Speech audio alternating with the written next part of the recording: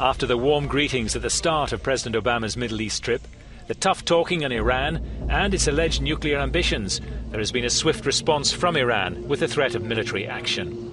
Thousands gathered in Mashhad chanting "Death to America" after Obama had said, "America will do what we must to prevent a nuclear Iran." The crowd heard a clear warning from the country's supreme leader.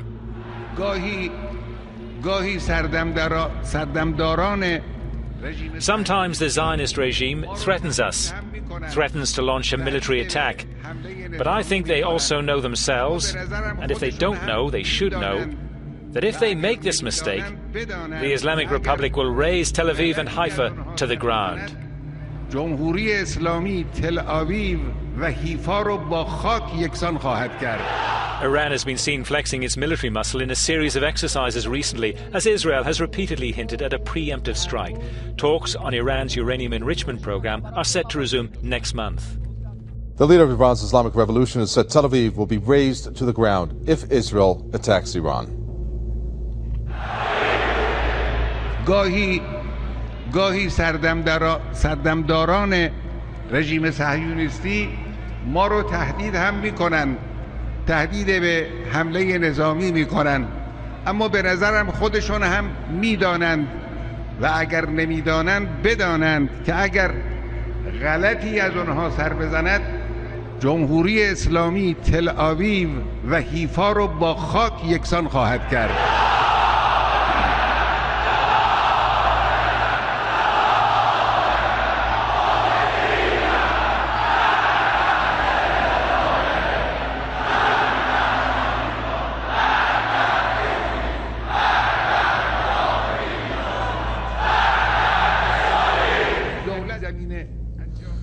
Ayatollah Said Ali Khamenei criticized the U.S. and its Western allies, including the UK, for their public enmity towards Iran. He said such a hostile approach is unwise. He also said the U.S. does not want the dispute over Iran's nuclear energy program to be resolved. That's because it wants to put further pressure on the Iranian nation, but Iran will never be brought to its knees. He said further that anti-Iran sanctions have activated the internal capabilities of the country despite their negative impact and have contributed to great technological achievements. Ayatollah Khamenei said there are some who are displeased with Iran's progress and are trying to undermine its achievements through media propaganda. He said the Iranian nation has, however, emerged proud and victorious in spite of the enemy's plots, and that today, without Iran's vote, no significant issue in the region can be resolved. The leader of Iran's Islamic Revolution made the remarks during an address to the public in the northeastern holy city of Mashhad. Let's get the thoughts of Fouad Azadi, who's a professor at the University of Tehran. He joins us from the capital, Tehran. Fouad Azadi, Israel, the possessor of Middle East's nuclear weapons, which they have declared it, based on numerous threats on attacking Iran, has gotten a response from Iran's leader. What was your reaction based on what Iran's leader has said regarding those numerous threats? Well, as you know, Israeli leaders threaten Iran almost on a daily basis and basically have increased this type of rhetoric recently.